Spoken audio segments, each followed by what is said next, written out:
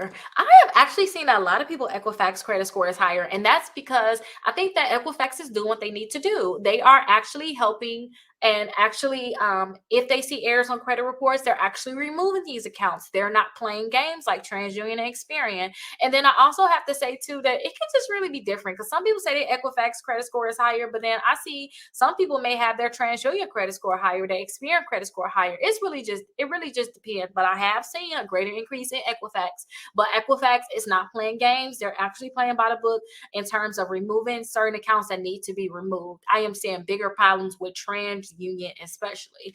Now, like I said too, everybody have different credit scores. Definitely look, because you're just don't take it. Oh, everybody Equifax credit score is higher. Okay, no, it could be different for you. Your TransUnion could be higher. Your Experian could be higher. So definitely check to see which one of yours is higher, because it's really different for everybody, because everybody have different things on a credit reports reporting, which can make their credit score higher.